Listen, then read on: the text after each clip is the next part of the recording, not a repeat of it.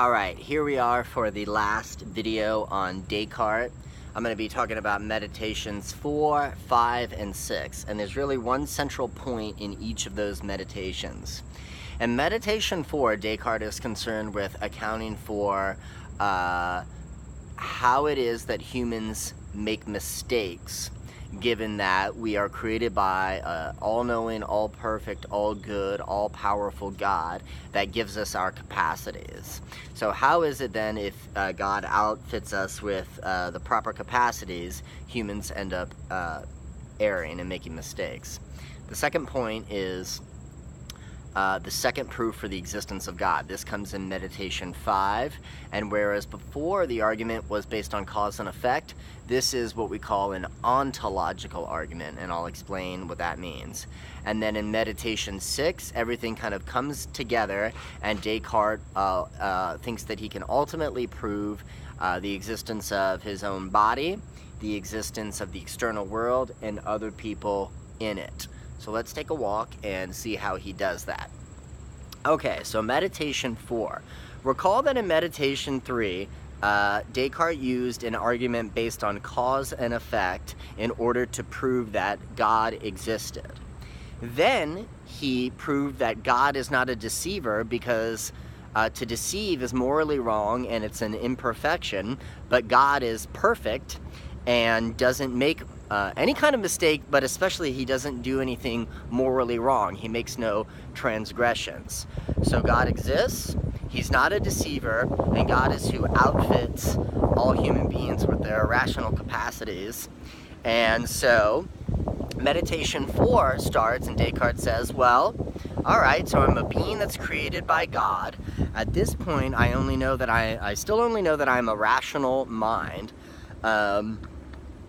Now, assuming that I do have a body, because God makes me think I have a body, so there's a reason to think that I do, because God does not just outfit me with rational capacities, but he outfits me with my sensory capacities.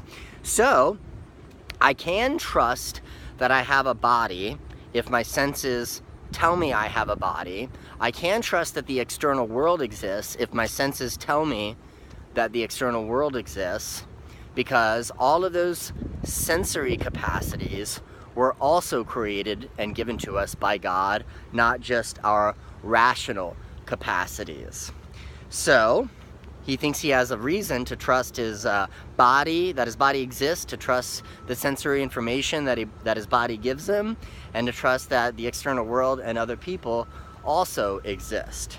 But now the problem that he deals with in the fourth meditation is this. Okay, so I can trust that I'm not in an evil demon scenario. I can trust that I'm not in a Matrix scenario. But how do I deal for these other instances in which my senses do fail me? So when I think I see things that are not there, when I think I hear things that are not there, and even in the dream scenario, there's no mass deception, it's just a mistake of perception that I think I'm awake when really I'm dreaming. So how does Descartes account for all these kinds of mistakes? He doesn't blame God because God is perfect and not a deceiver.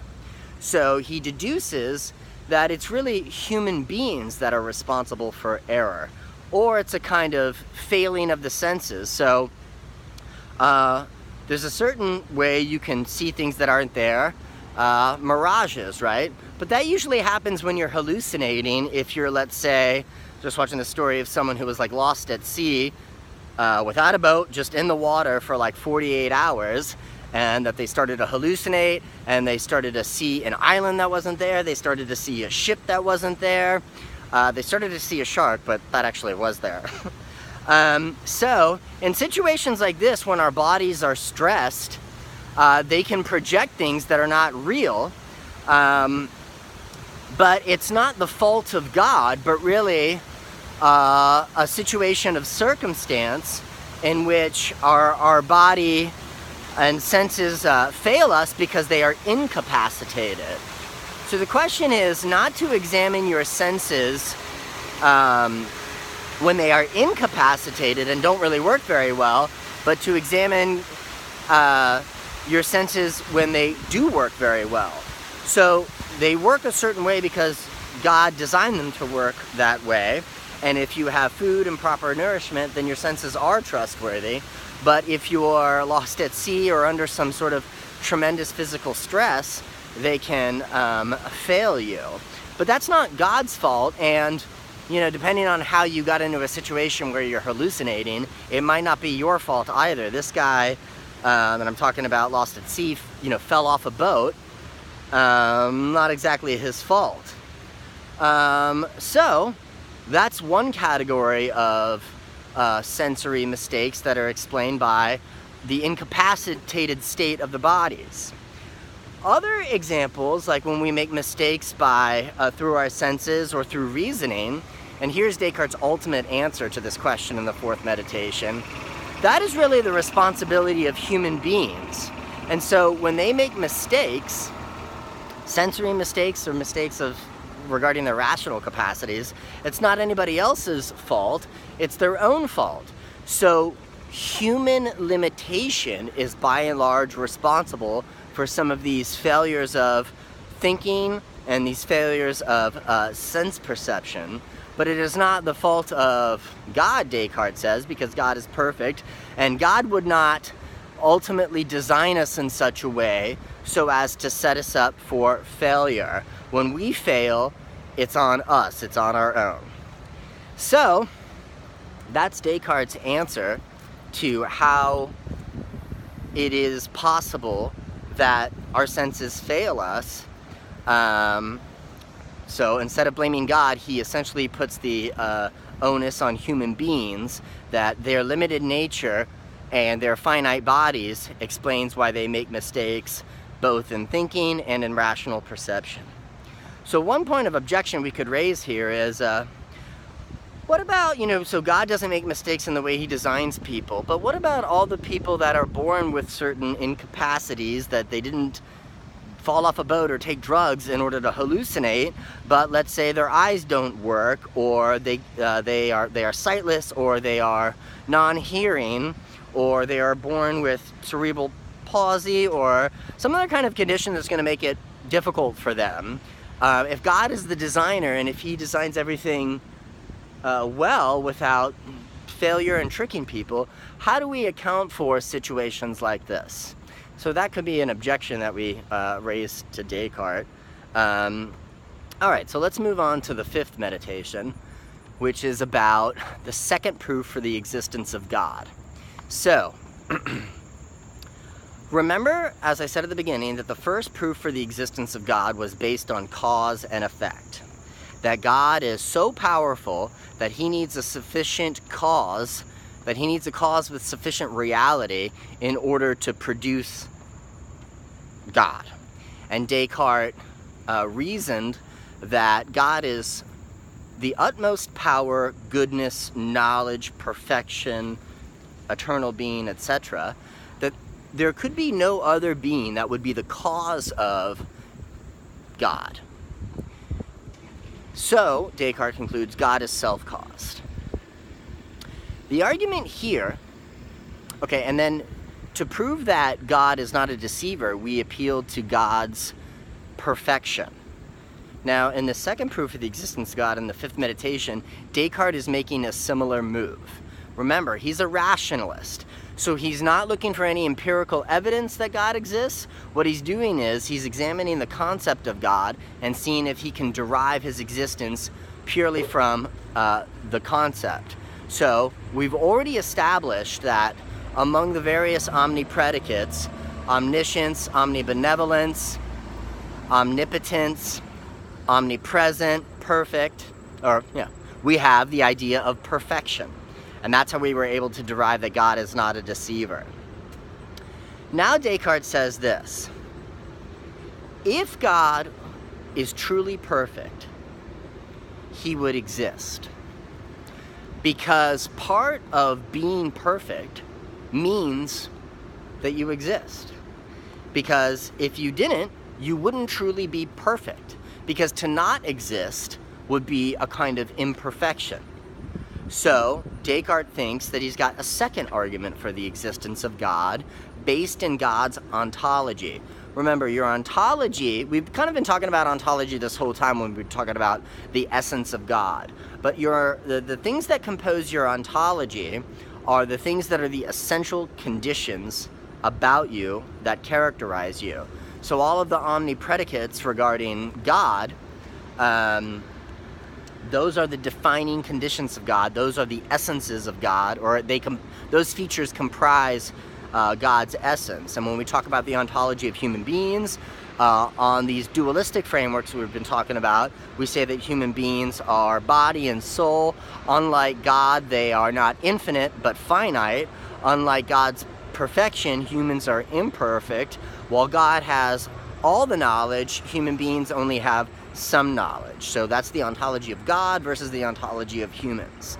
So if God is perfect, and if perfection implies existence, then Descartes says God must exist because of the fact that he is perfect.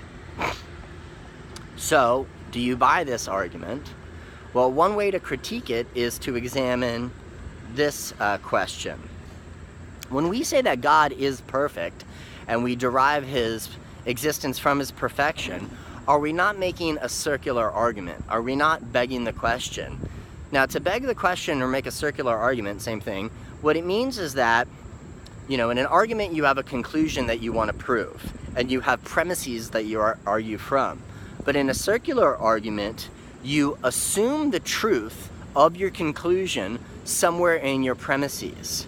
So, in this case, what it would be is, Descartes is assuming that God exists in order to prove that he exists. How does this work? Well, when we talk about what the essential conditions of God are, what are we really talking about? I mean, we're really talking about what most theologians have regarded God as in the history of Western civilization, Christianity, Islam, and Judaism, and so forth, right? So that's an idea that is born out of social, or it is a socially constructed an idea born out of a socio-cultural look at things, right? It's not like we've established independently that God exists and that he has these features. And if we did establish that independently, then we wouldn't need any of these arguments, because we would have already established it likely empirically rather than rationally. Like if we had evidence that God existed, if we saw him or something, we wouldn't need to use all these other proofs based in reason that he exists. So,